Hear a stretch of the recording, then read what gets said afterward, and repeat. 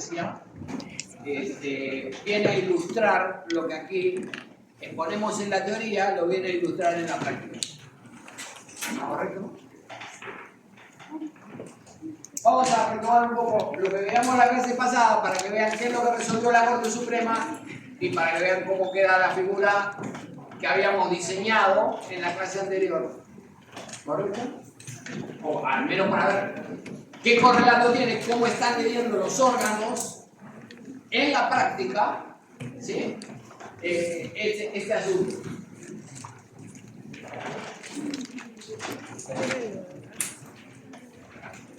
Se discutió, a ver, el legislador aprobó una ley, la ley 32.107, y en la ley 32.107 el legislador dice: los delitos de lesa humanidad son imprescriptibles desde el momento en el que se ratificó la convención. Y antes de ese momento no puede hablarse de imprescriptibilidad porque en la aplicación del principio de legalidad no le puedo exigir, correcto, a alguien responsabilidad o perseguirlo por hechos o de una manera o en un tiempo que no estaba previsto en el momento de los hechos. ¿Correcto? Un poco la lógica del principio de legalidad. ¿Está bien? ¿Se entiende esto? Ahora bien, si usted se para literalmente allí, tenemos que ir para atrás y a Goebbels y a los nazis que se condenaron en Nuremberg y a pedirles disculpas. Porque en el momento en el que cometieron los crímenes, esos crímenes no estaban previstos. ¿Correcto? Entonces, es evidente que hay algún problema ahí, ¿no? En esta línea de razonamiento de lo que no está prohibido no puede ser sancionado, es una regla de importancia en el Estado democrático, pero no es una regla invencible para todos los casos. Otro ejemplo, igual que evidente que el de los nazis, era, y esto también fue resuelto por el Tribunal Constitucional Federal Alemán, el caso de los guardianes del muro. Como ustedes saben, durante la Guerra Fría, también saben lo de la Guerra Fría, cuando existía el comunismo, que tampoco seguramente saben qué cosa era, pero en fin, lo cierto es que la ciudad de Berlín estuvo dividida en dos partes, ¿correcto? La parte oriental tenía un régimen comunista, ¿está bien? Entre ambas partes de la ciudad construyeron literalmente un muro, algo así como lo que va a ser casa, ¿correcto? Construyeron un muro y dispusieron puestos de vigilancia para que se impida transponer el muro, ¿correcto?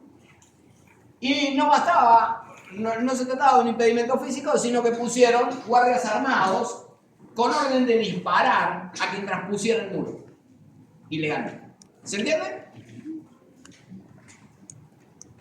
Por supuesto hubo muertos como consecuencia de los disparos ejecutados por los guardianes del muro.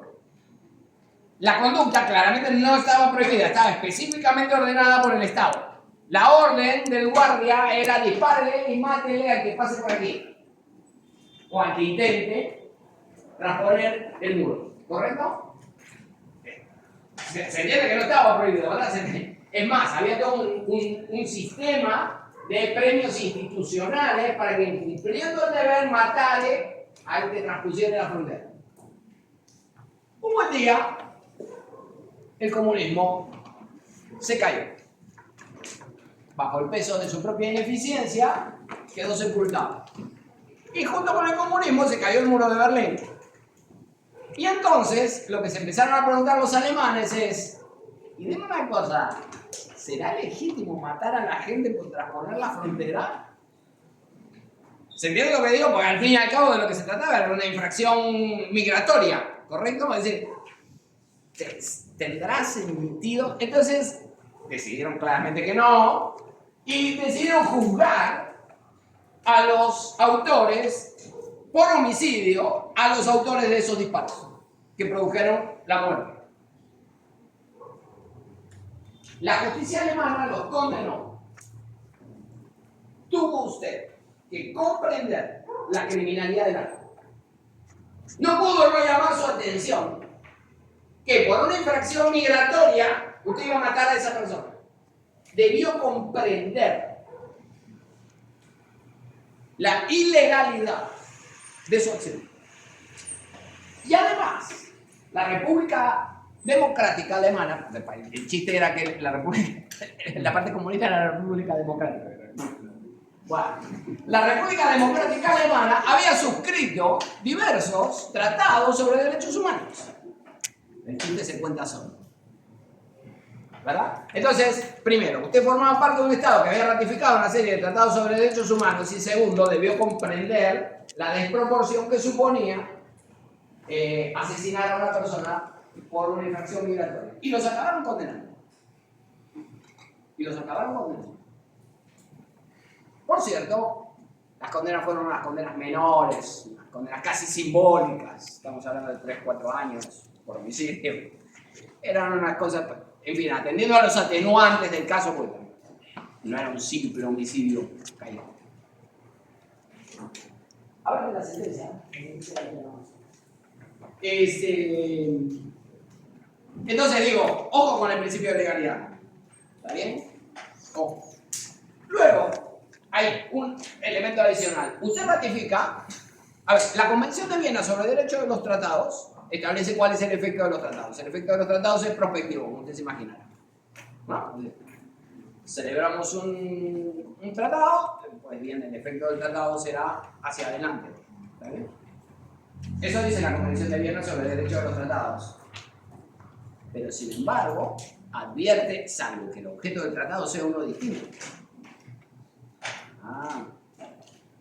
Se puede pensar en un tratado y celebrar un tratado, de acuerdo con la Convención de Viena, que no tenga un efecto hacia adelante, sino que tenga efectos hacia atrás.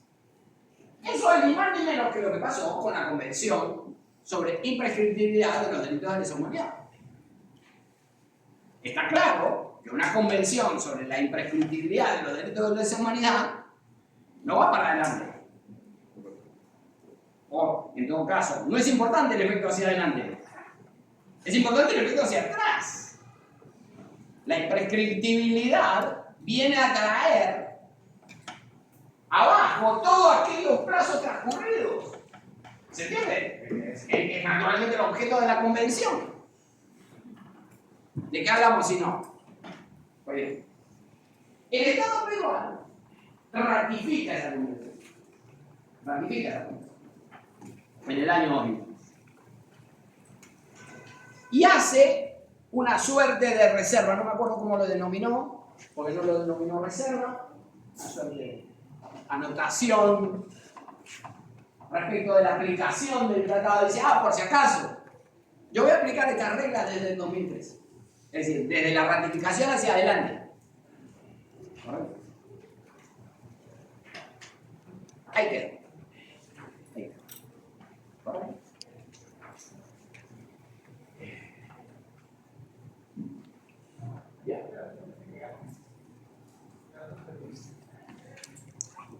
Anda la parte de contigo. Claro. Vamos a hacer la sociedad de la gente.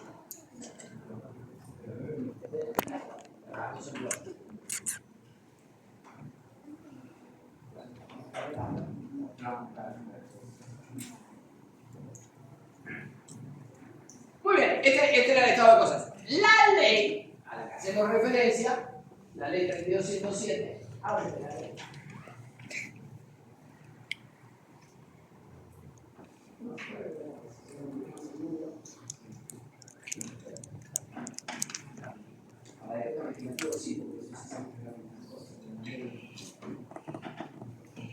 La ley lo que dice es, léete el artículo 1. Artículo 1. Objeto. La presente ley tiene por objeto realizar la aplicación y otras clases de los crímenes de lesa humanidad y crímenes de guerra en la legislación peruana. Considerando la entrada en vigor del Estatuto de Roma y la Corte Penal Internacional en el Perú. Ese no importa porque no está en discusión, porque el Estatuto de Roma dice este estatuto empieza a aplicarse desde la fecha en que los estados lo ratifiquen. Entonces, ese no trae ninguna discusión, porque no tiene ninguna pretensión de ir hacia atrás. Entonces, con el Estatuto de Roma no es el problema. El problema es con la Convención sobre Imprescriptibilidad, que es así, tenía por objeto inicial ir hacia atrás. Es decir, no computar los plazos de prescripción que hubieran transcurrido. A eso se refiere la imprescriptibilidad. ¿Correcto? Muy bien. Entonces, sigue. Considerando, entonces... Considerando la entrada en vigor del Estatuto de Roma en la Constitución y la Convención sobre la imprescriptibilidad de los crímenes de guerra y de los crímenes de lesa humanidad, de conformidad con el principio de legalidad y de prohibición de retroactividad. Muy bien. Okay. Salta del artículo 3, porque el Estatuto de Roma no nos importa. Artículo 3. Vigencia de la Convención sobre la imprescriptibilidad de los crímenes de guerra y de los crímenes de lesa humanidad. La Convención sobre la imprescriptibilidad de los crímenes de guerra y de los crímenes de lesa humanidad entró en vigencia en el ordenamiento jurídico peruano el 9 de noviembre de 2003, en concordancia con el artículo 8 de la referida Convención. La Convención sobre la imprescriptibilidad de los crímenes de guerra y de los crímenes de lesa humanidad es de aplicación únicamente respecto de los hechos sucedidos después de su entrada en vigor en el ordenamiento jurídico peruano. ¿Se entiende? Entonces,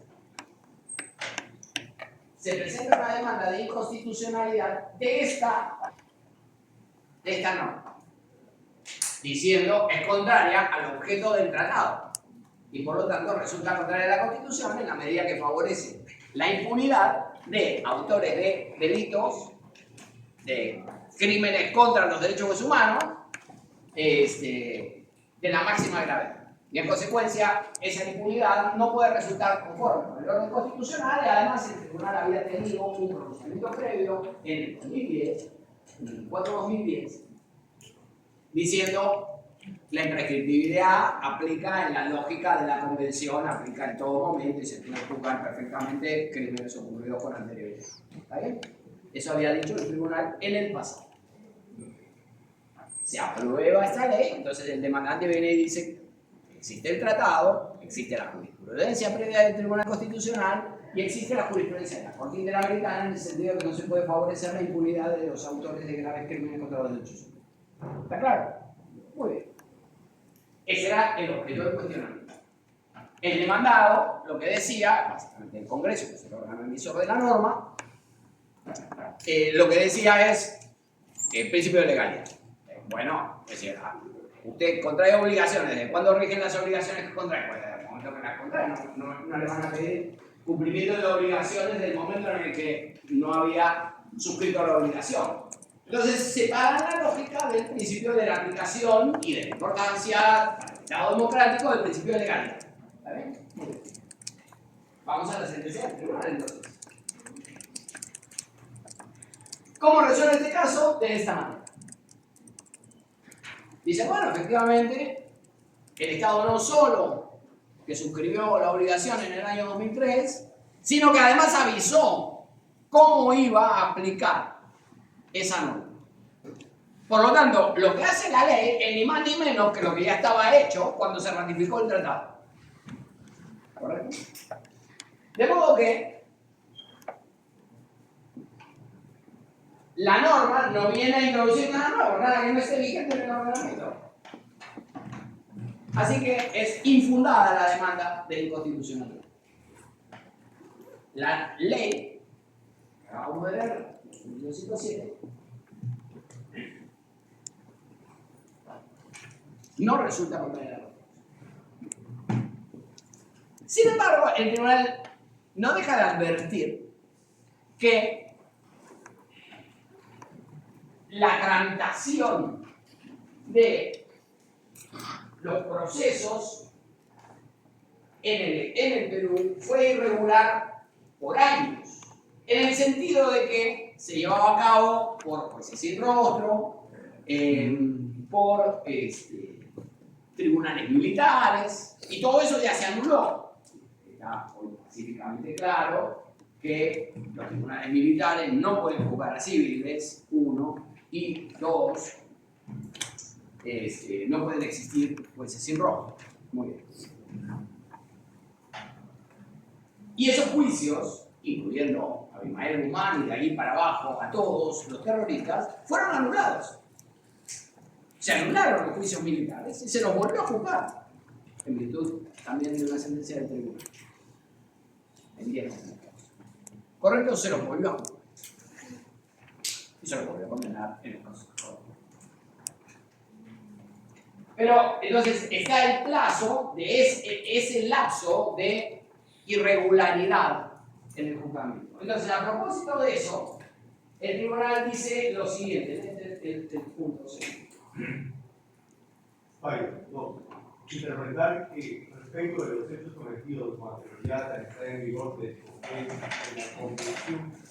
No, Convención sobre la imprescriptibilidad de los crímenes de guerra y crímenes de lesa humanidad.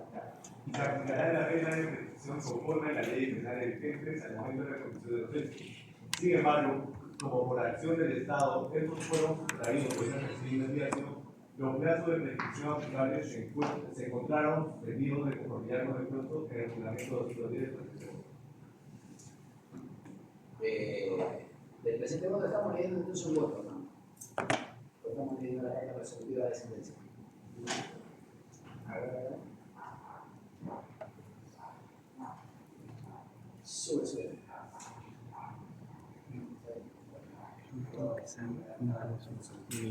Ok.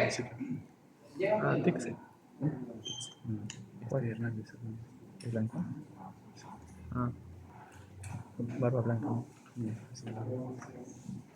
No es el pelado.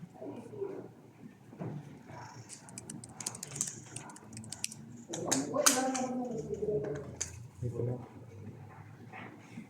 Ya. El de barba blanca.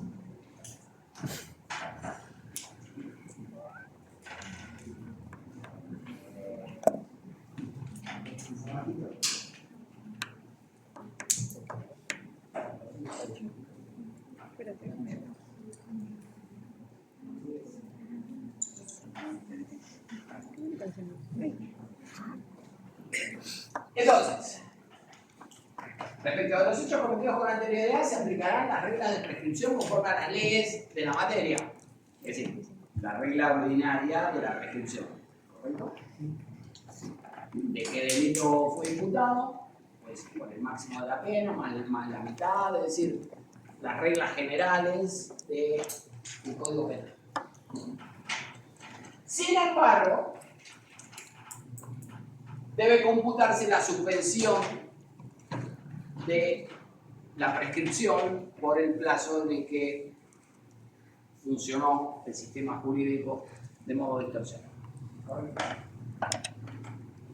Pero lo que aquí importa, declaró infundada la demanda respecto de la ley.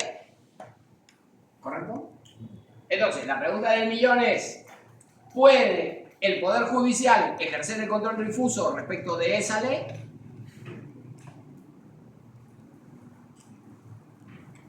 ¿Qué dijimos la semana pasada? Sí. ¿Ah? Sí. ¿Sí? Siempre y cuando en un caso concretos. Ah, ok. No, pero empecemos por la regla, no por la excepción. Sí. ¿Sí?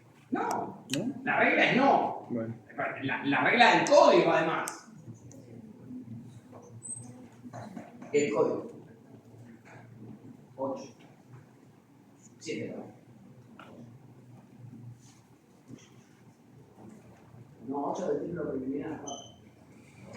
Hoy no es un buen día, ¿no? 8. ¿Cómo dijo regla? La regla general. No,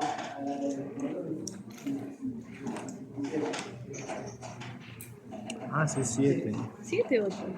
Que lo está cambiando cada rato. los jueces 7, sí. no pueden dejar de aplicar. No pueden dejar de aplicar una norma cuya constitucionalidad haya sido confirmada. Eso es lo que pasó con la ley 3207. Declaró infundada la demanda, es decir, confirmó la constitucionalidad de la ley, dijo no es inconstitucional. Le plantearon una demanda de inconstitucionalidad y le dijo que no lo es. ¿Correcto?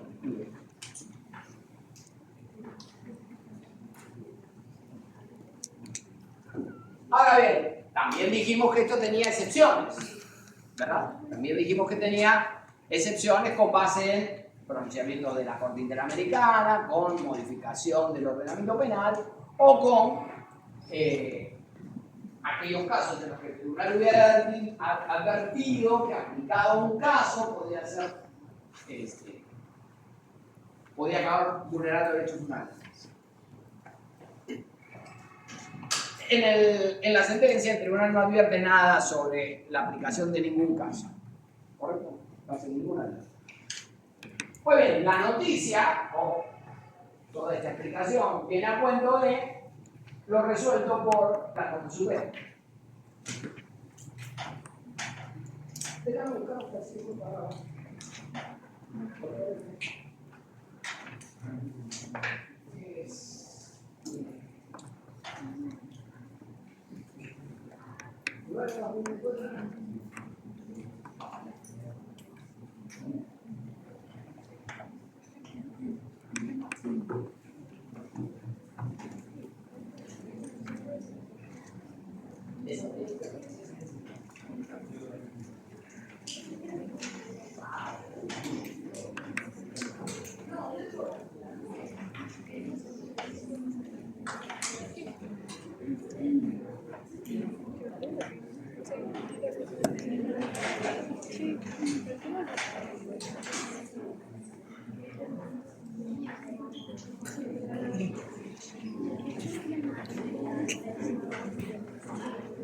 ¿Qué? Oye, lindo.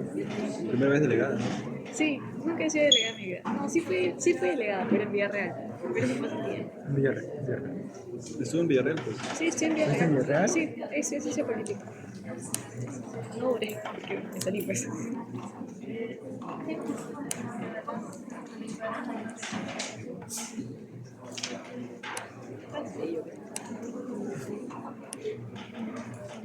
La Constitución de ley. Creo que estos son los profesores que he tenido que su presencia impone más respeto.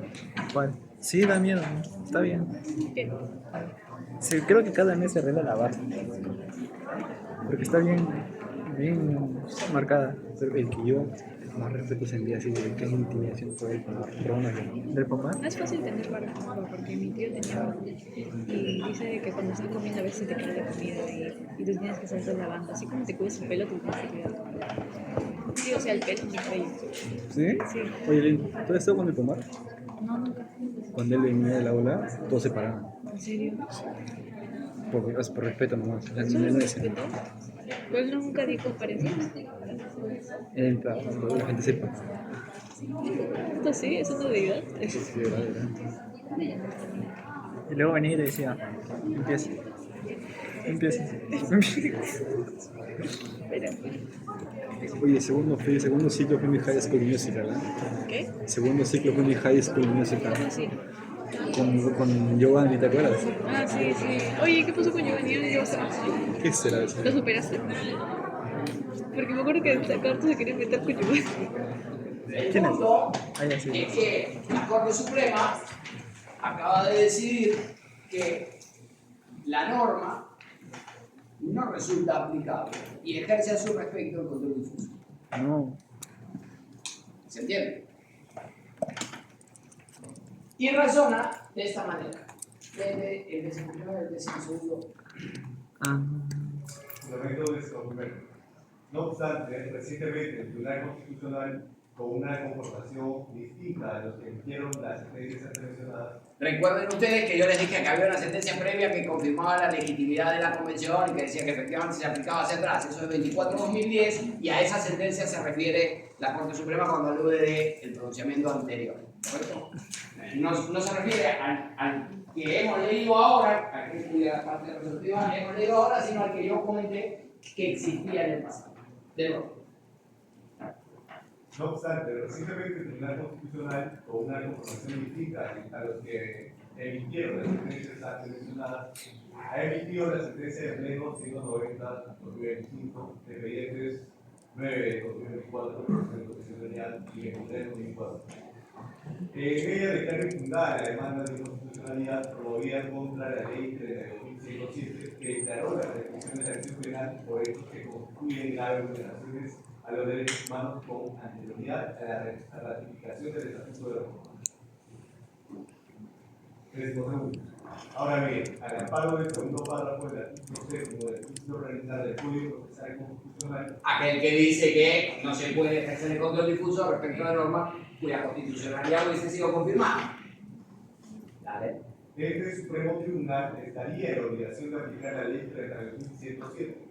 No obstante, aquello no impide que como jueces penales y garantes de la Constitución y las obligaciones internacionales de las que el Estado es parte, podamos realizar un control de convencionalidad en observancia de la Convención Americana de los Derechos Humanos. Tanto más si el propio Tribunal Constitucional ha creado una excepción, como así lo reconoce la sentencia 34 Hábil se cree el juez. al señalar lo siguiente. El juez podrá realizar el control judicial de constitucionalidad de una ley en todos aquellos casos en los que, tras el pronunciamiento de este tribunal, declarando en abstracto la validez constitucional de una ley, sin embargo, él mismo admitió que la aplicación de la ley, en un caso dado y bajo circunstancias concretas, podría resultar inconstitucional. Esto es lo mismo que nosotros leímos en la 1679 de 2005, es lo mismo, solo que citado en otro caso. ¿Se entiende? Pero es exactamente la misma excepción de la que hablamos en la clase anterior. Lo que quiero demostrar es que lo que aquí enseñamos en la teoría tiene un correlato práctico inmediato, digamos. Es decir, no enseñamos ninguna teoría de nada. Yo les expliqué que nuestro curso iba a ser todo el tiempo concreto. Esto es ni más ni menos. Es decir, estamos viendo cómo aterriza la discusión sobre el control abstracto de constitucionalidad de la ley, la relación que tiene con el control difuso, las excepciones que existen a los límites al control difuso. ¿Se entiende? Todo esto no es una mera teoría. Lo tienen aquí dibujado sobre el terreno. ¿Está bien? Entonces dice, ok, el tribunal dijo infundada la demanda. El código dice que yo no puedo ejercer el control difuso. Sin embargo, el tribunal reconoció que esto encuentra el límite en la posibilidad de aplicar a casos vulnerables derechos fundamentales.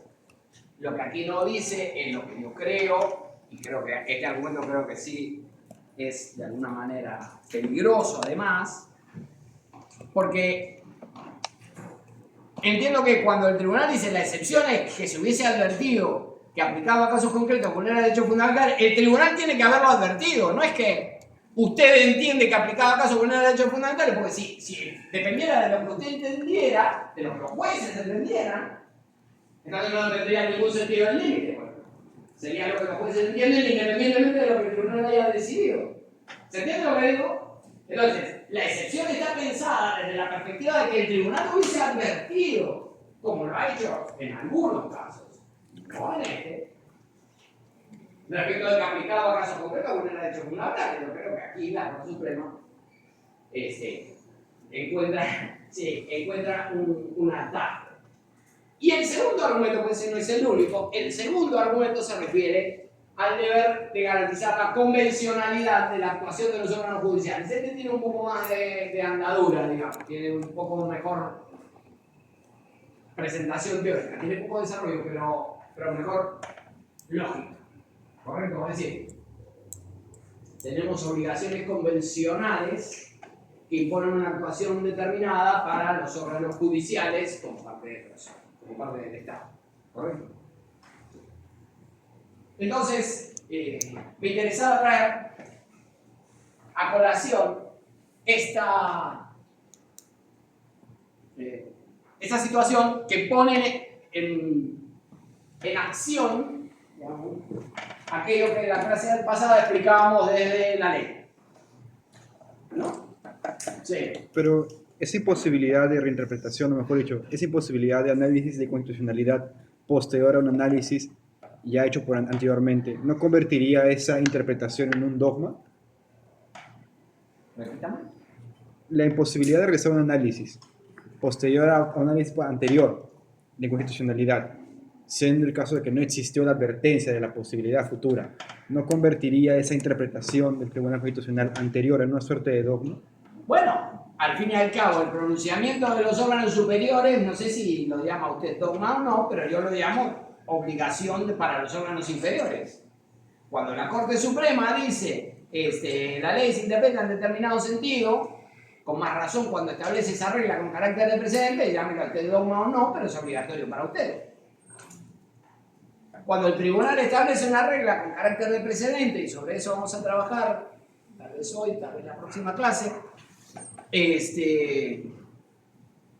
lo que está haciendo es establecer un determinado tipo de solución para un determinado caso, es obligatorio hacia adelante. Entonces, no sé si usted le llamará dogma o no, pero lo cierto es que la independencia judicial, esta autoridad de los jueces para resolver sin aplicar con otra autoridad que la Constitución y la ley, pudiendo decir sin más condicionamiento que los derivados de la Constitución y la ley, no implica que usted pueda desconocer el precedente. ¿Se entiende? No implica que usted pueda desconocer las decisiones de los órganos jerárquicos superiores, y no me estoy refiriendo al Tribunal Constitucional, que no es un superior de la Corte Suprema.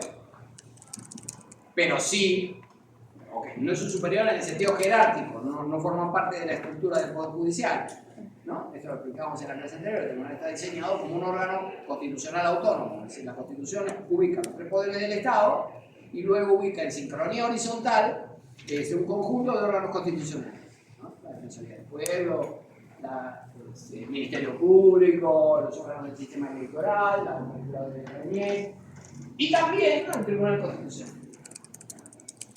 Entonces, está fuera de los órganos judiciales, pero constituye, de acuerdo con la propia Constitución, el órgano de control de la Constitución. Entonces, si es el órgano de control de la Constitución, pues en principio su interpretación prevalece sobre las interpretaciones judiciales. Y a eso se refiere, llévame de nuevo al código, al artículo 7 del código. Y a eso se refiere, ya no el segundo, sino el tercero de los párrafos del artículo 7 que vimos en la clase anterior. Los jueces interpretan y aplican la ley, su toda norma con rango de ley, y reglamentos, según los preceptos y principios, conforme a la interpretación que resulte de las resoluciones del Tribunal Constitucional. Entonces, la jurisprudencia del Tribunal Constitucional constituye una fuente de interpretación en virtud de la naturaleza del órgano, en virtud de que fue creado como órgano de control de la Constitución. Sí. En el texto que ha usado la Corte Suprema, en el anterior, ahí en ese texto, en esa sentencia que acaba de referenciar, no ha sido lo suficientemente específico, y por eso que la Corte Suprema lo está tomando para arranca. Sí, estoy de acuerdo con usted. No precisó, no indicó que él mismo debía precisar, sí, debe precisar. Sí, es verdad. Yo no digo que esté mal, es una interpretación posible. Al fin y al cabo, dice que en lo que tras el pronunciamiento de este tribunal declarando en abstracto la validez constitucional de la ley, sin embargo, él mismo advirtió que la aplicación de la ley en el caso dado de las circunstancias concretas podía resultar inconstitucional. Él mismo, el propio tribunal,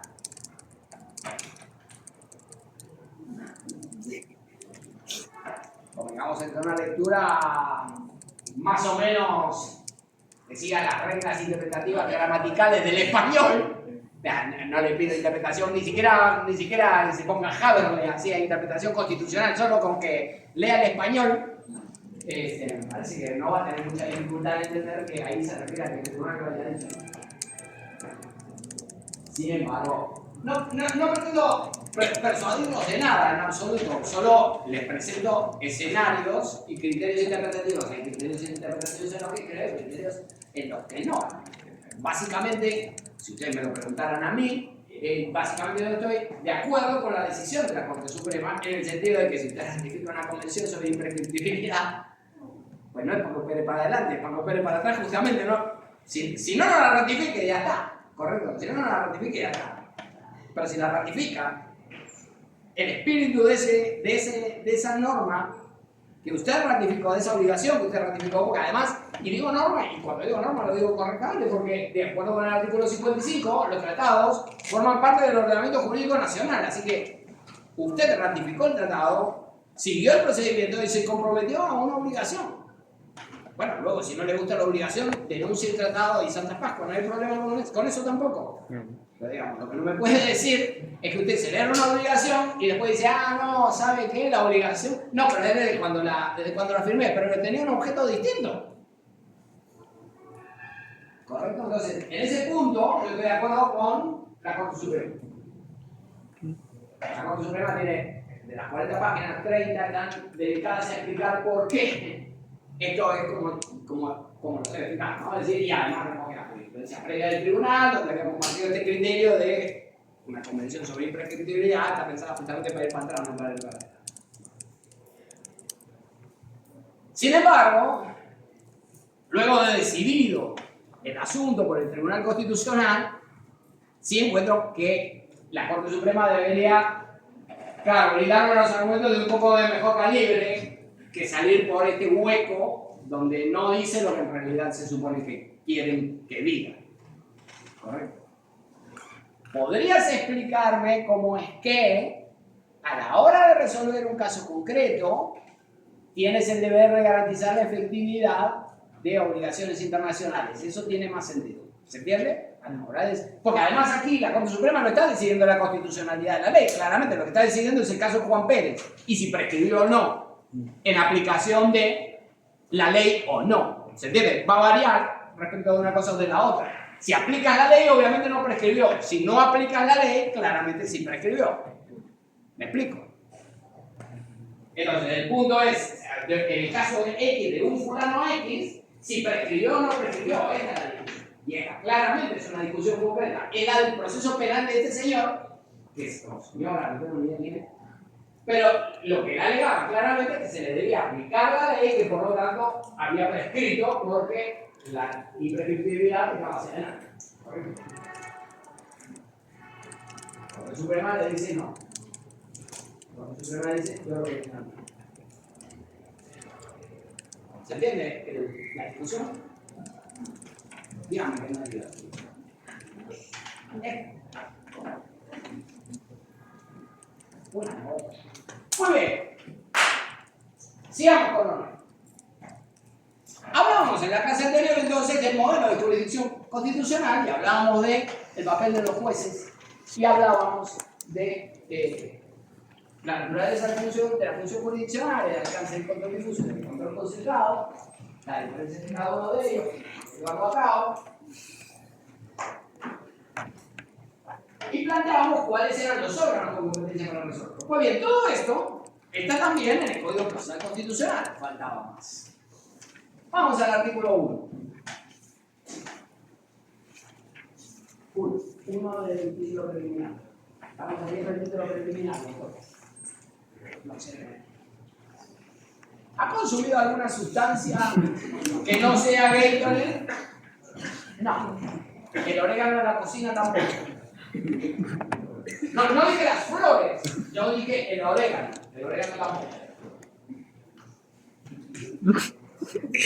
Adelante, doctora. Vamos a superar este capítulo sobre lo que usted consume. Si no le importa, vamos por el artículo 1, pero ya me lo sé. Adelante. Lo que sé que fue el que dije. Artículo primero, título original. El presente código regula los procesos constitucionales de habeas corpus, amparo, habeas data, cumplimiento, inconstitucionalidad, acción popular y los conflictos de competencia previstos en los artículos 200 y 202, inciso 3 de la Constitución. Muy bien, que regula todos los procesos constitucionales. Esto es importante porque, digamos, el Código del 2004 fue el primero que centralizó la normativa procesal. Antes tenías la regulación del proceso de constitucionalidad en la Ley Orgánica del Tribunal Constitucional y tenías una ley de habeas corpus y amparo. No había habeas data, no había proceso de cumplimiento. ¿Se entiende? Entonces, tenías normas y la acción popular tenía una norma separada también. Entonces tenías diversas normas procesales. En cambio, el código lo que va a hacer es reunir todos los procesos constitucionales en una única regulación para todos. Y eso tiene sentido porque le hace uniformidad al tratamiento de todo. Y lo que va a regular son los procesos a los que se refiere el artículo 200 más el competencial que no está en el artículo 200. ¿Correcto? El artículo 200 dice, son garantías constitucionales y enumera los procesos constitucionales. 1, el habeas corpus. 2, el amparo. 3, el habeas data. 6, el proceso de cumplimiento. Salto el 4 y el 5 para agrupar a los 4 de tutela de derechos. ¿Correcto? 1, 2, 3 y 6 son los procesos de tutela de derechos. Habeas corpus, amparo, habeas data y cumplimiento. Además, se encuentran dentro del capítulo de las garantías constitucionales no solo los procesos de tutela de derechos, los 4, sino además se encuentran también los procesos de control normativo, el proceso de inconstitucionalidad y el proceso de acción popular. ¿Correcto? Y ahí se acaba el artículo 200. El artículo 200 tiene solo estos 6 incisos. ¿Correcto? El artículo 202, respecto de la competencia, que se refiere a la competencia del Tribunal Constitucional, va a añadir que el Tribunal conoce, 1, del proceso de inconstitucionalidad, ok, el 200.4, que conoce de los procesos de las resoluciones denegatorias recaídas en los procesos de tutela de derechos, de las resoluciones denegatorias recaídas en los procesos de tutela de derechos, es decir, amparo, habeas corpus, amparo, habeas de cumplimiento, solo de las denegatorias, y con esto van 5, y además conoce, dice el inciso 3, del proceso competencial. ¿Correcto? 6. Claro, acá viene faltando 1, que es el proceso de acción popular. ¿Por qué? Porque el tribunal no es un proceso que sea de conocimiento del tribunal, entonces es un proceso, lo que acabamos en la clase anterior, un proceso de control normativo respecto a normas infralegales, pero que es de competencia del Poder Judicial, no del Tribunal Constitucional. Entonces, el tribunal conoce de inconstitucionalidad, de las denegatorias de los procesos de tutela de derechos y del competencial. Y el Poder Judicial, en doble instancia, conoce del proceso de acción popular. Sí. Si una acción popular es denegada en el Poder Judicial, no pasa nada. No pasa, sencillamente. No sé, se plantea una demanda de inconstitucionalidad. A ver, primero, como la jerarquía es la Constitución, la ley, lo pondría por aquí, entre medio, los tratados sobre derechos humanos.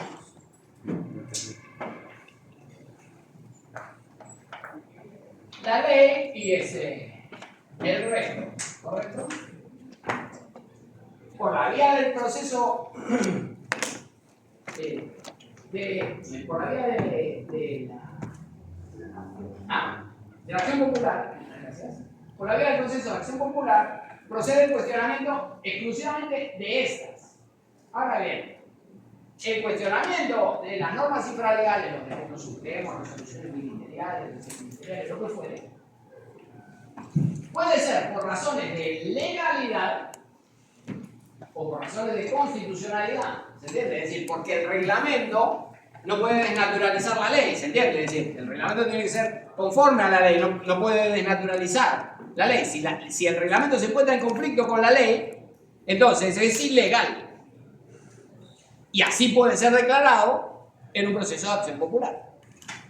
Perfectamente se puede declarar la nulidad de un decreto en virtud de su ilegalidad, porque es contrario a una norma superior, ¿correcto?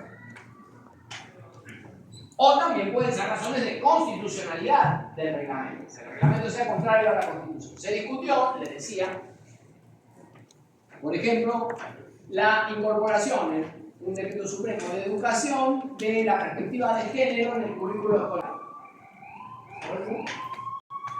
Se planteó una demanda de acción popular contra esa norma reglamentaria, contra ese decreto. La Corte Suprema, después de diversas dirimencias, acabó declarando infundada la demanda de acción popular. En consecuencia, si la Corte Suprema declara infundada la demanda, convalida la constitucionalidad del decreto supremo.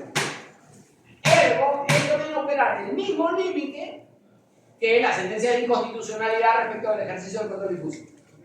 Si ustedes se acuerdan, el artículo 7 decía que hubiese sido confirmada en un proceso de inconstitucionalidad o en una acción popular, porque potencialmente podía referirse a la ley o a un reglamento. ¿Me explico?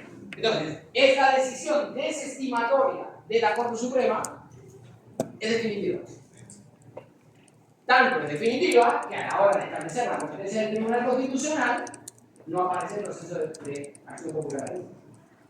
Respecto a los procesos de tutela de derechos, sí aparece. Claro, así es. Es cierto que intervienen varios órganos de este poder del Estado, porque tramita, a diferencia del proceso de inconstitucionalidad, que tramita en única instancia, ¿sí? El legislador establece en este punto una excepción a la regla de pluralidad. El 139.6 fija un criterio general respecto de la función jurisdiccional. Y entre los principios inherentes a la función jurisdiccional ubica la pluralidad de instancias. Esto lo explicamos en la clase anterior. Correcto, la pluralidad de instancias lo que exige es revisión. Decisión y revisión. ¿De qué? De aquellas resoluciones que se pronuncien sobre el fondo del asunto o que pongan fin al proceso. Ya sea autos o sentencias. ¿Correcto? Esto es lo que dijo el tribunal en un caso de Fujimori en 42-35-2010. ¿Verdad? Ahí lo que dijo es este criterio sobre cuáles son las resoluciones que necesariamente deben tener recursos. Y las demás, pues las demás es un problema del legislador si prevé recursos o no. Sí, esa es. Hay un cuadrito en alguna parte. No, una enumeración, no tiene forma de cuadro, tiene forma de enumeración. Esa es. Esa es.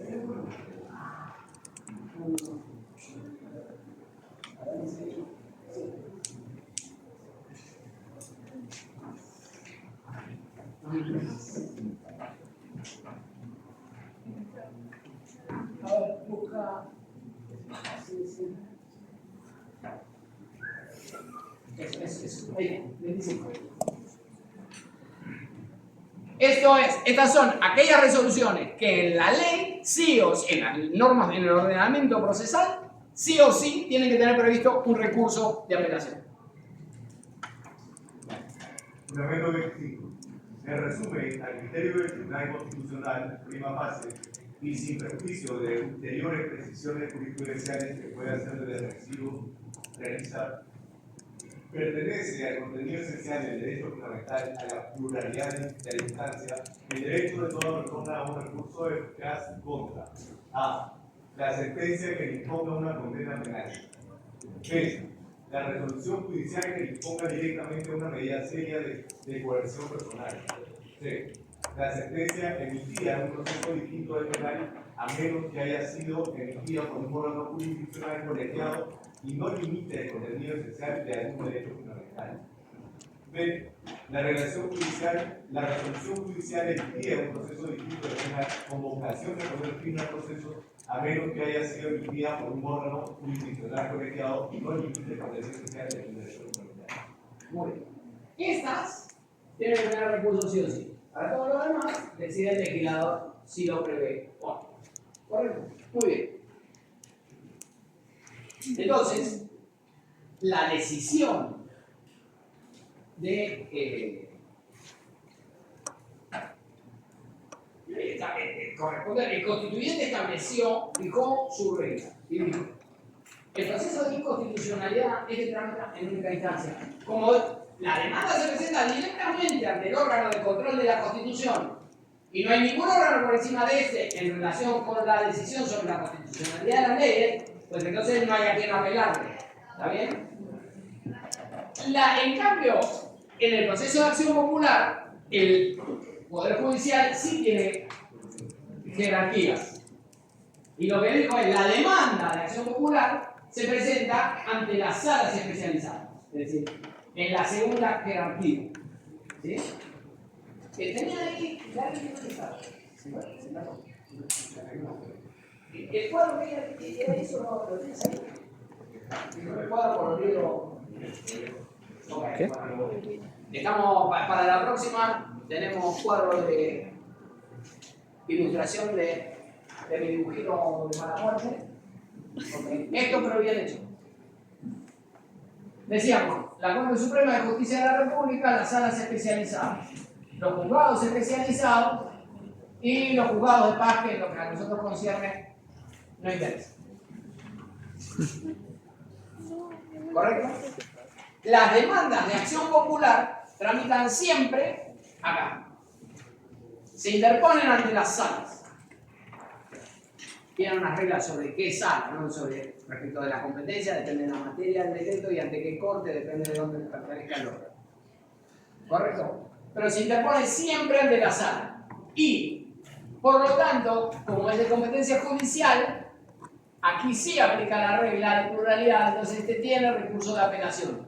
Y lo va a resolver en definitiva la Corte Suprema. ¿Correcto? Si la sentencia de la sala es denegatoria y el demandante que perdió no apela, Santa Fe, lo archivo. Se acabó la conversación. Si no te importa que gracias, seguimos en casa. Pero, si por el contrario la sentencia es estimatoria y quien no apela es el órgano emisor de la norma, en clave de garantía de la legalidad, el legislador lo que hizo es, si la sentencia de acción popular de primera instancia es estimatoria y el demandado no apela, entonces se eleva en consulta a la Sala Constitucional y Social de la Corte Suprema. Si es estimatoria, llega sí o sí. Si es denegatoria, solo llega si el demandante interpuso su recurso de apelación. Pero si se declaró infundada la demanda, la resolución no queda fundada. Se eleva en consulta a la Sala Constitucional y Social de la Corte Suprema. Esta apelación cuenta para el demandante. Porque si el demandado no apela, se va a elevar igual. Solo que no es una apelación, y es una cosa distinta. Una cosa es que te consulten, ahora voy. Si lo hecho está bien o mal, te pronuncian sobre si lo hecho está bien o mal. No la revocas. En cambio, si te viene la apelación, sí la revocas. Y deciden lo contrario. ¿Se entiende lo que digo? Son dos cosas distintas. La única posibilidad en la consulta, si es que la Corte Suprema entiende que ha sido incorrectamente declarada, fundada la demanda, el efecto será nula la resolución, emite una nueva. No será que yo declare infundada la demanda. Obviamente le voy a marcar el camino y le voy a decir por esta y estas razones la consulta está desaprobada y por lo tanto emite una nueva. De acuerdo con estas razones, es muy probable que te fije un parámetro dentro del cual vaya a declarar infundada la demanda. Pero no lo decido yo. En cambio, en la apelación sí lo decidiría la Corte Suprema. ¿Se entiende? Si viene la apelación, porque el órgano demandado vencido apeló, por ejemplo, perfectamente la puede revocar y declarar infundada de Santa Fe. No pasa nada. Sí. Entonces se podría decir que es estimatoria, se apela de manera automática. ¿Cómo? Si es estimatoria, ¿se apelaría de manera automática? No. Consulta. No, apelada de manera automática no. Va a subir sí o sí, pero no es apelada. El recurso de apelación es un recurso que o interpone o no interpone las partes. Si no interpuso el recurso de apelación, no hay apelación. Lo que la ley dice es que se va a elevar en consulta, no en apelación. Por eso recién te explicaba cuál es la diferencia entre una cosa y la otra. No es lo mismo. Si sube en apelación, está en revisión y por lo tanto el superior la puede revocar. En cambio, si va solo en consulta, podrás aprobar o desaprobar la consulta, pero no la puedes revocar. ¿Se entiende lo que digo? Son dos cosas distintas. Que va a llegar, si es estimatoria, que va a llegar al superior, sí o sí va a llegar. Lo que no sabemos cómo. Puede llegar por apelación del órgano o puede llegar por elevación y consulta por mandato de la ley. Si por el contrario es denegatoria, solo llegará si hay apelación. Si no hay apelación, Santa Fe, se acabó el tema. Entonces, y la decisión de la Corte Suprema es definitiva. Lo que te voy a pedir es que guardes en un cajón de la memoria, que no te voy a olvidar, es una amenaza. ¿Qué pasa cuando veamos en la Cámara contra resoluciones judiciales? ¿Qué pasa con el cuestionamiento de la decisión de acción popular por la vía de la parte? ¿Se puede cuestionar o no? ¿Se entiende lo que digo? Pues he dicho que no puede llegar al conocimiento del Tribunal Constitucional. Sin embargo, proceden a amparo contra los resultados de un proceso de acción popular. Dijimos que debía admitirse con las resoluciones judiciales, luego vamos a explicar el detalle porque creo que eso también, sin embargo, sigo sosteniendo que es definitiva la decisión de la Corte.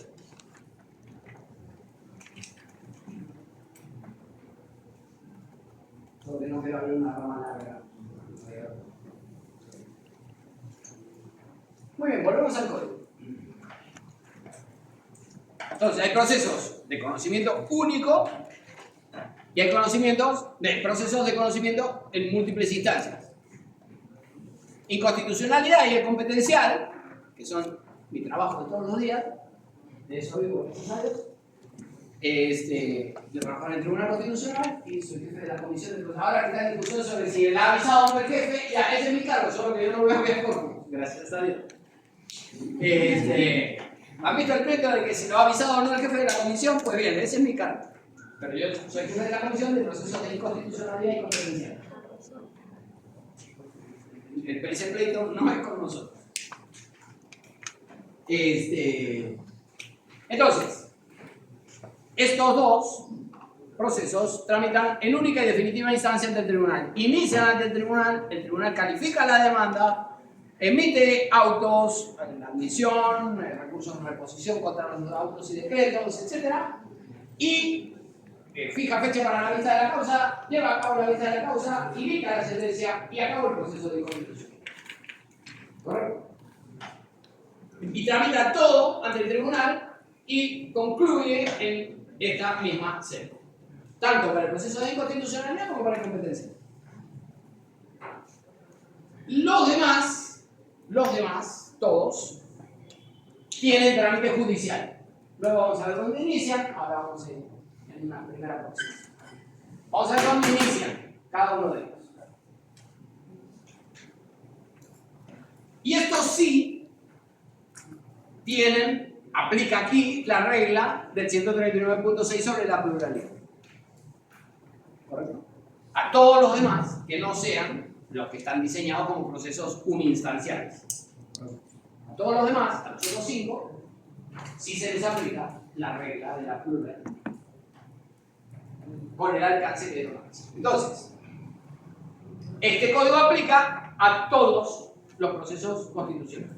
Aquellos que están orientados a garantizar la supremacía normativa de la Constitución en el ámbito de la efectividad de los derechos fundamentales, 1. 2. A aquellos que tienen por objeto controlar la jerarquía normativa, ¿sí? Garantizar la efectividad de la jerarquía normativa, 2.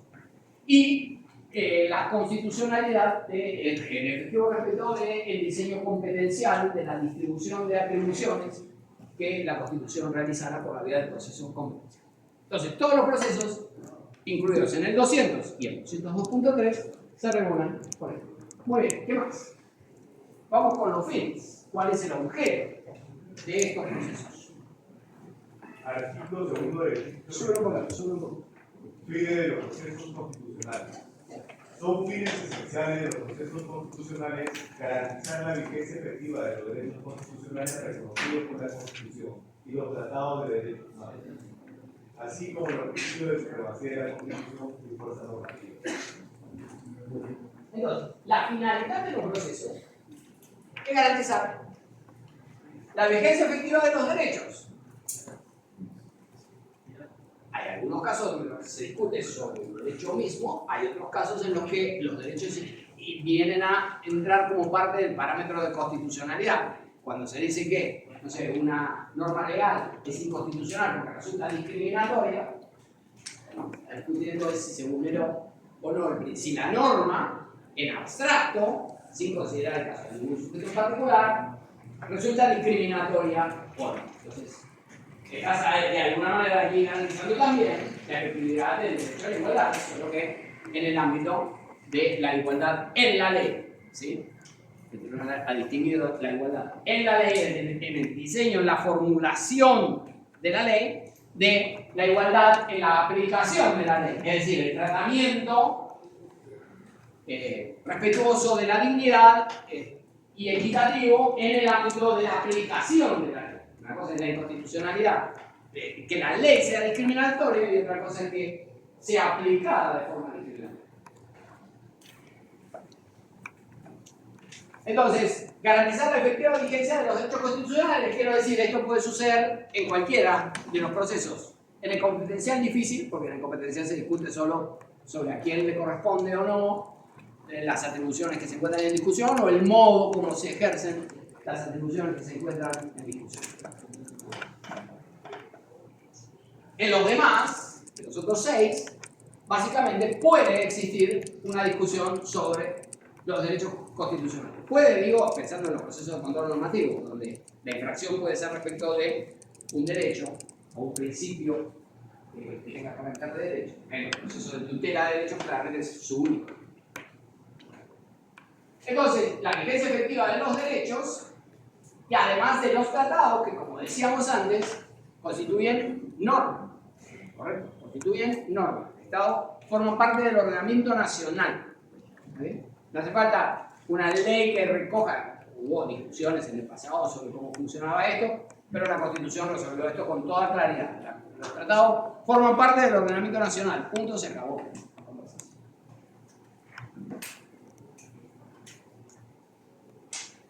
Por otro lado,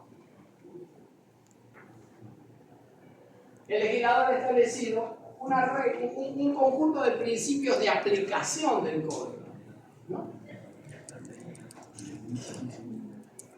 Dice ahí, en la línea.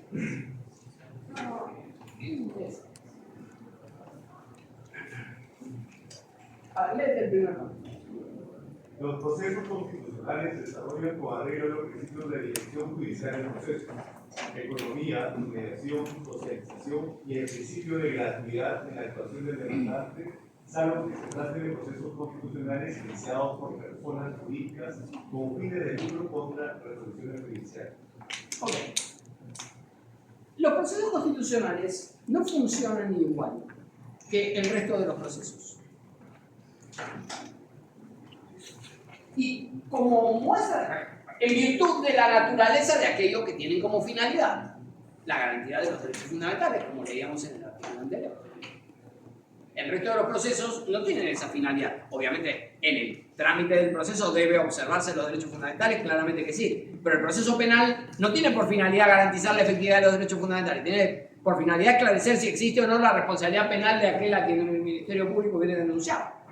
¿Se entiende? Lo que se discute es sobre la responsabilidad penal, no se discute. Hay que observar la garantía, claro, pero digamos, no es una discusión sobre la garantía, sino es una discusión sobre si cometió o no el delito. En el proceso civil, dependerá del proceso de familia, del proceso cautelar, de los interdictos, qué sé yo, ¿sí? Se discutirá sobre la materia propia. No se discute sobre las garantías, además debe observarse la garantía, pero lo que se discute es sobre derechos reales, sobre obligaciones, sobre contratos, sobre lo que fuera. ¿Está bien? Y así con cualquier otro proceso, los procesos contenciosos administrativos. En los procesos constitucionales, el juez no ocupa un lugar como un simple tercero imparcial, ¿correcto? No es una suerte de árbitro, sino que tiene una especial vinculación con la efectividad de los derechos fundamentales. Entonces, esto le impone determinados deberes. Por ejemplo, si en el proceso civil el demandante se desinteresa del proceso por un periodo extenso, más de 4 meses, ¿qué pasa? Sí. No. Eso sucede en los nuestros, pero no en los procesos civiles. Esa era la diferencia que quería establecer. ¿Qué pasa en los procesos civiles? si el demandante no activa el proceso por más de 4 meses. No Se le declara exactamente rebelde, tan ¿no? rápido. Se le declara rebelde. Veo que de derecho procesal civil saben lo mismo que yo de astronomía. Y no estoy tan seguro, pero que yo de astronomía se lo he visto más. Bien, declara el abandono del proceso. Si transcurre un lapso de 4 meses y el demandante no activa el proceso y depende de él, obviamente no cuenta si están suspendidos los plazos procesales, etc. Pero digamos, si depende de una actuación del demandante y el demandante no activa el proceso, el juez declara el abandono. Claro. Si no te importaría, a mí que me importa. Desinterés. Chau. Y declara el abandono del proceso. Tendrá que quedar firme el abandono para que lo archive. Pero digamos, si a usted, que es el que promovió el asunto, no le interesa, a mí tampoco. Así está previsto en el Código Procesal Civil. El Código Procesal Constitucional, en cambio, tiene una regla diferente. Existe un deber de impulsar el proceso de oficio. ¿Correcto? Por otro lado, el juez tiene esta función de director del proceso. Porque justamente lo que se encuentra en discusión es la efectividad de los derechos fundamentales. Así que no es un mero tercero, no es un mero árbitro, sino que tiene un compromiso, debe tener un compromiso con la efectividad de los derechos. Esto no quiere decir con la parte demandante, ¿eh? Por si acaso. La parte demandante puede tener razón o no. ¿Correcto? Lo suyo es garantizar la efectividad de los derechos fundamentales. Si el demandante tiene razón, deberá dársela y deberá declarar fundada la demanda. Pero digamos, si no la tiene, es igual de fiel a los derechos fundamentales y declara infundada la demanda. Ya está. Listo. No pasa nada. Por otro lado, el tribunal también ha dicho que, el tribunal no, perdón, que en la ley se encuentra el principio de economía procesal. ¿No? Es decir, si una actuación se emitió la sentencia, las partes interpusieron recurso de apelación, ¿se puede omitir o se produce la nulidad si es que no se notificó? No existen las nulidades en beneficio de la ley, existen las nulidades que porque sufrieron un perjuicio. Si ya interpuso el recurso de apelación, no hay ningún vicio si no se lo han notificado. ¿Correcto? Entonces, se pueden admitir aquellas decisiones que por razones de economía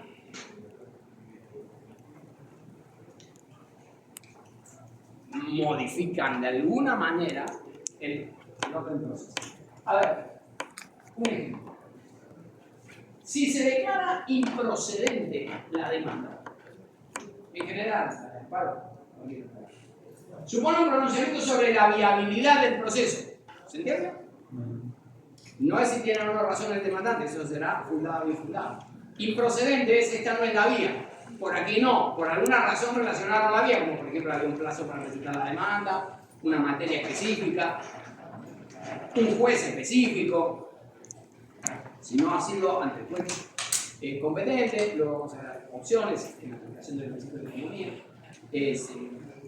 Porque digamos, en materia de derechos fundamentales, por ejemplo, si la demanda se presenta ante un juez incompetente, un juez civil lo que le diría, y le va con una demanda laboral, el juez civil le va a decir, y presente la demanda.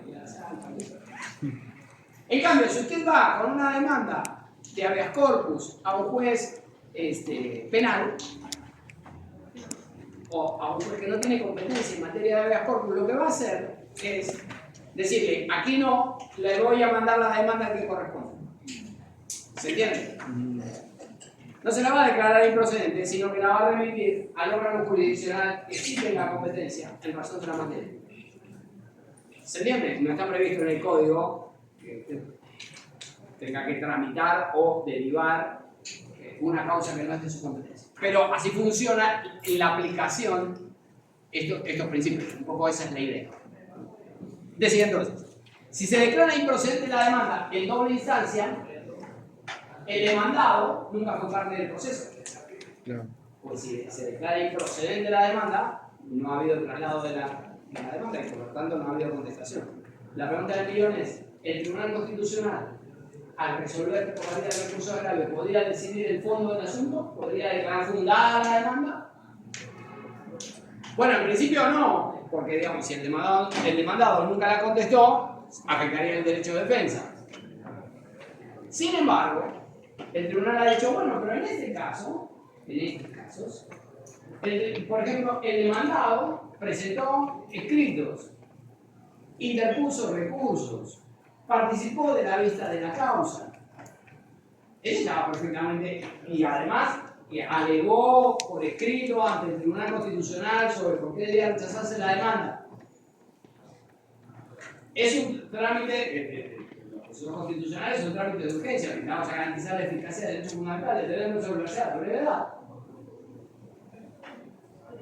Debería declararse la nulidad, volver a ordenar a admitir.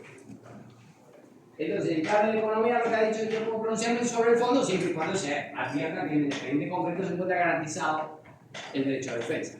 ¿Se entiende? Entonces, en principio, bueno, en principio no. Pero, en la aplicación del principio de economía, ha habido casos en los que ha dicho, toda vez que ha participado del proceso, vamos a decir el fondo igual. No contestó formalmente la demanda, pero intervino en todas las etapas del proceso y alegó ante este tribunal sobre el mérito de sus derechos. Así que está. ¿Ok?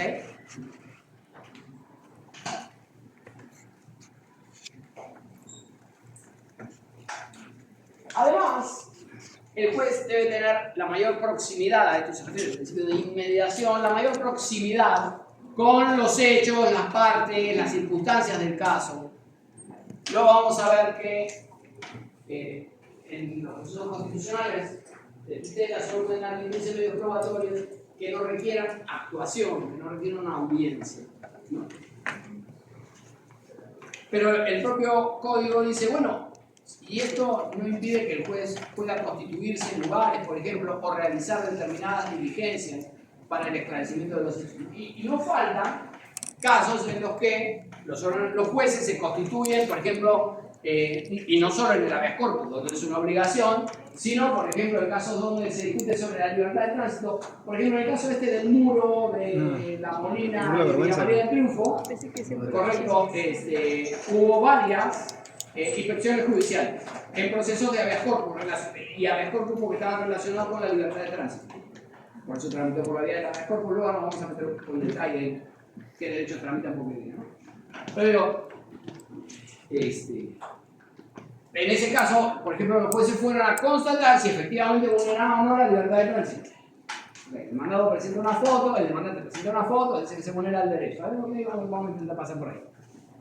Tiene sentido, ¿verdad?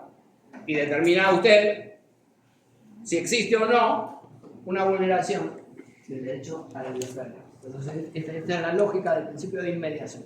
No quiere decir que el juez deba constituirse en todas partes, en absoluto. Es una potestad. Y además puede tener sentido o no, dependerá del juez decidir. Por otro lado, el juez debe atender a las circunstancias de las partes. No puede favorecer a ninguna de ellas, naturalmente que no. Pero, digamos, los argumentos que plantee sobre el contenido constitucionalmente protegido de su demanda una comunidad nativa, obviamente deben ser leídos con un nivel de comprensión mayor que el que plantee una empresa minera. No digo que deban ser tratados distintos, pero sí digo que debe garantizarse igualdad entre las partes, garantizando comprensión respecto de las circunstancias de las partes. Entonces, garantizar igualdad, que se encuentren en condiciones homogéneas. Es deber del juez. Y por otro lado, aplica a los principios constitucionales el principio de gratuidad. A diferencia de lo que sucede con los procesos civiles, ¿sí? Búscate el cuadro de aranceles. Los procesos civiles tienen tasas. De acuerdo, tienen la tasa por la presentación de la demanda, por el ofrecimiento de prueba, tienen la tasa por recurso de apelación, tienen una tasa por la casación, tienen una tasa por diligencia dentro o fuera del juzgado. Aquí lo que están viendo es el cuadro de aranceles judiciales del año vigente. Entonces, por ofrecimiento de prueba, es decir, por la presentación de una demanda, 55 soles. Nulidades, 55 soles. Recurso de apelación, 55 soles. Y dependiendo del monto de la pretensión. ¿Correcto? Entonces, los procesos civiles tienen tasas. Esto no aplica a los procesos constitucionales. En los procesos constitucionales rige como regla la gratuidad.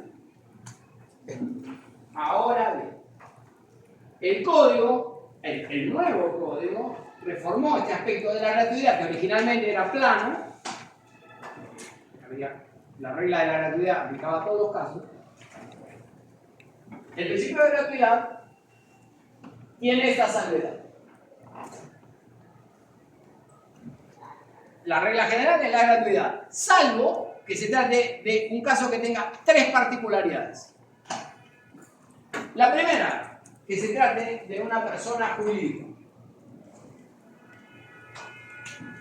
Esto era lo que decía originariamente el código. Entonces armamos un bolondrón. Los que decíamos, pero escúchame, ¿cuál es la lógica? Porque si es la del caudal económico, y por eso le cobras a las personas jurídicas, te aviso que personas jurídicas son también los comedores populares, los sindicatos, los clubes de madres, las organizaciones no gubernamentales, que por cierto ninguno de todos estos se caracteriza por la abundancia de recursos. Entonces modificaron esta disposición y ahora dice, ok, personas jurídicas, pero con fin de lucro. Ah, ok, es una empresa. Ya. Eso es distinto. Entonces, requiere la excepción a la gratuidad, la regla de la gratuidad. La excepción requiere persona jurídica. Número 1. 2. Esa persona jurídica tiene que tener un fin de lucro, así que tiene que ser una empresa lucrativa. Asociaciones, clubes, ¿sí? No califica. Es decir, aplicaría la regla de la gratuidad. Universidades que no tengan fin lucrativo, ¿sí? Que estén constituidas como asociación. Muy bien. Entonces, personas jurídicas con fin de lucro y además cuando demanden contra resoluciones judiciales. Como decíamos antes, la vulneración del derecho puede provenir de una actuación administrativa, de la decisión de un órgano, de la actuación de un particular, de resoluciones judiciales, de normas. Sí. Claro, este proceso de principio de la gratuidad busca la justicia constitucional accesible y que no sea onerosa. Pero al final el proceso se procederá a pagos de costos y costos. Claro, bueno, pero escúchame, una cosa es... Y además, pero el pago de costos y cosas ahora lo vamos a ver. Porque en la lectura salió, o sea... Y está bien. Ajá. Y está bien, creo. Porque una cosa es que tú puedas acceder y otra cosa es para qué lo usas. Vamos a repetir 8 de las cosas y cosas.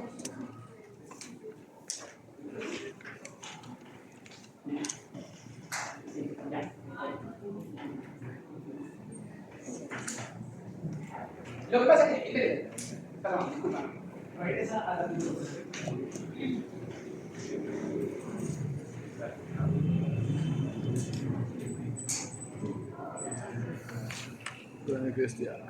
¿Qué? De mi cristiano. Queda claro, espérate, ahora vamos a lo de las cosas. Queda claro lo de la gratuidad. La regla es la gratuidad, la excepción, ¿sí? Es persona jurídica, fin de lucro, contra la resolución judicial. Impulso de oficio. El juez y el tribunal deben adecuar la exigencia de las formalidades. Esto se relaciona, esto va a denominar principio de elasticidad, se relaciona también con el principio de economía procesal.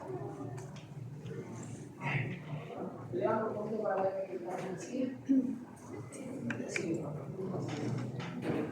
Cuando en un proceso constitucional se presenta una duda sobre si el proceso debe declararse concluido, el juez declarará su continuación. A esto se lo denomina principio pro actione. Correcto, es decir, si existe una duda sobre si debe declararse concluido o debe continuárselo, el juez debe resolver por su continuidad. Y por último, la gratuidad prevista en este artículo no obsta el cumplimiento de la resolución firme que disponga la condena en costas y costos, conforme a lo previsto en este código. ¿Correcto? Entonces, Y también salía que relacionado al principio de pro actione está el pro homine y el pro libertis. sí, a ver. Son principios de alguna manera relacionados, pero no son los mismos en absoluto. Digamos, el principio pro homine tiene que ver con interpretaciones a favor de la tutela de los derechos y el principio pro actione tiene que ver no con los derechos, no con el aspecto sustantivo, sino con la procedencia de la demanda. ¿Se entiende? Con la continuidad del proceso. ¿Se configuró o no la causal de improcedencia? Si existe duda sobre si se configuró o no, entonces debe continuarse el proceso. No estamos hablando de la interpretación del derecho sustantivo, de lo que estamos hablando es de qué hacer con la demanda. Lo que el código dice, si existe duda sobre si se configuró, si debe concluírselo, declarar improcedente la demanda o continuarlo, se debe preferir continuar. La gratuidad no obsta el cumplimiento de la resolución que disponga la condena en costas y costos. Una cosa es cómo se accede y otra cosa es quién paga los platos rotos, digamos. Quién paga luego de la conclusión del negocio. ¿Correcto? Vamos a ver esa regla en el artículo 28. Gracias.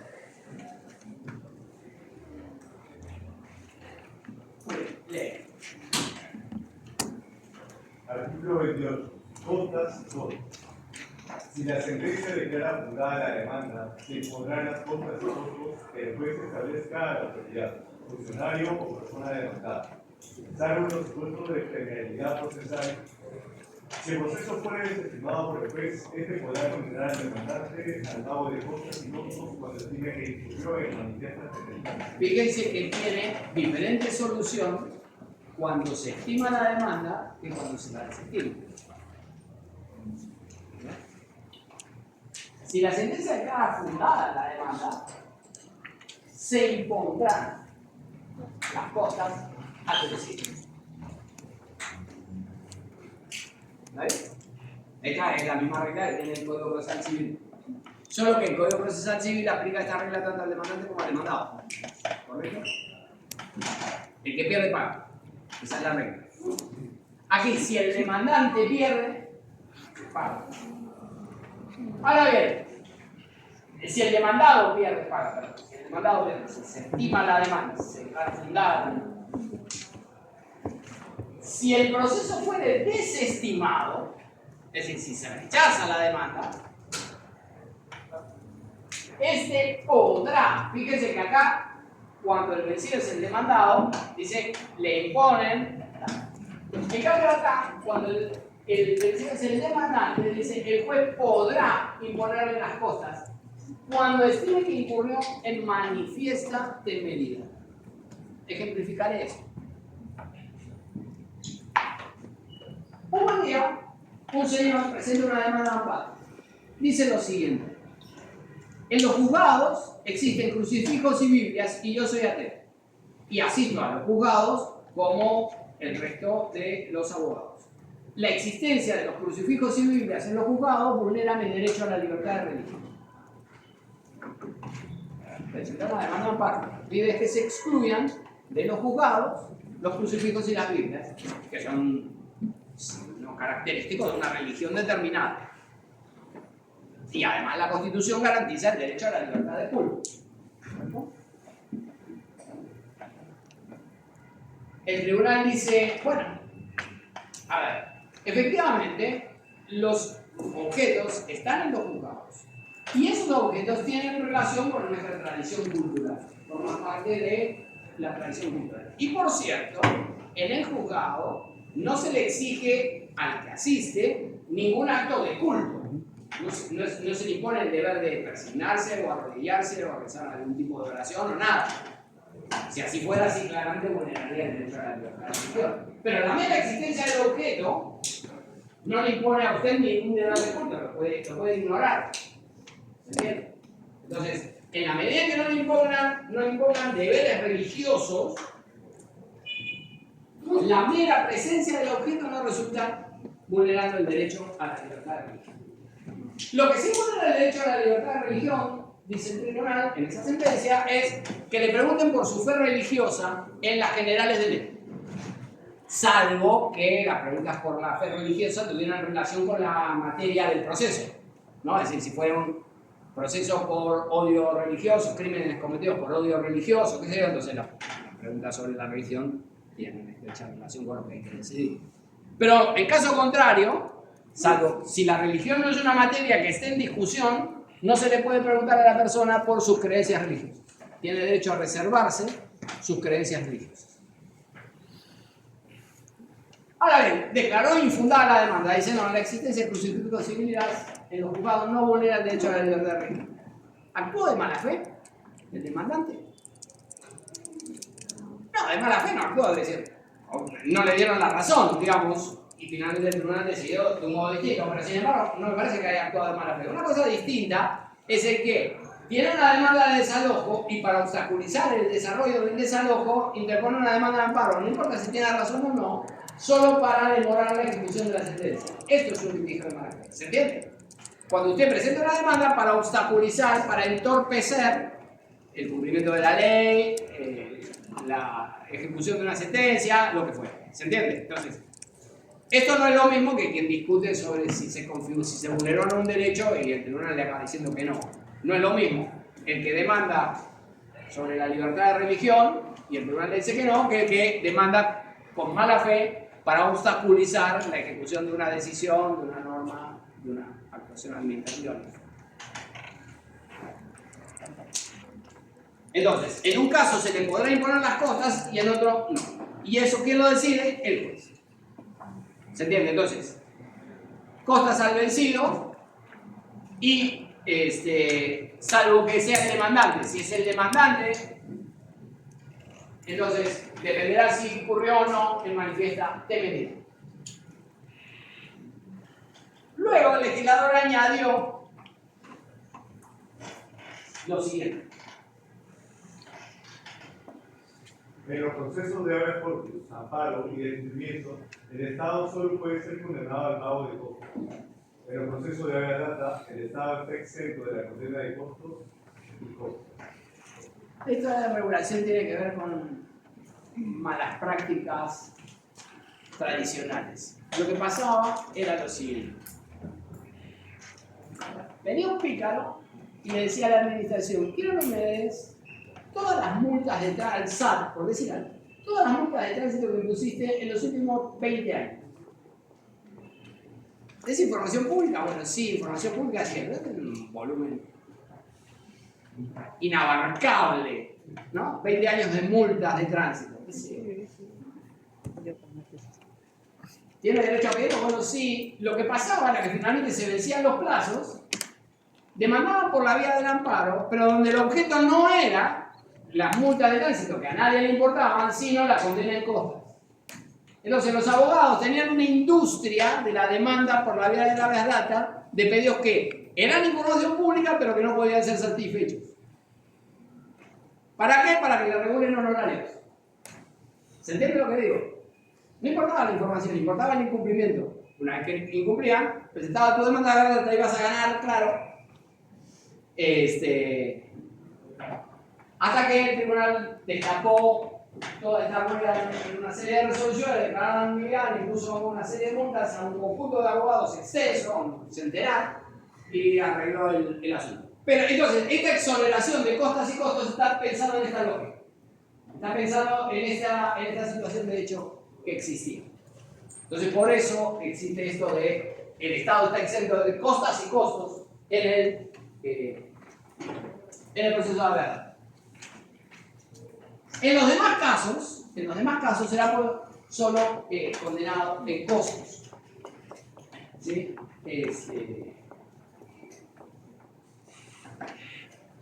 Básicamente, honorarios judiciales y costas, gastos judiciales. Ahora vamos. ¿Correcto? Entonces, los procesos, su finalidad y los principios aplicables. ¿Está claro? ¿Alguna pregunta? Bueno, muy bien. No existe la pregunta, entonces vamos con el control de lectura de rigor. ¿Tienes lapicero? ¿Qué para marcar, verdad? No sé. Es para desarrollar y con justificación. No, no, voy a... No, es que tienes que marcar.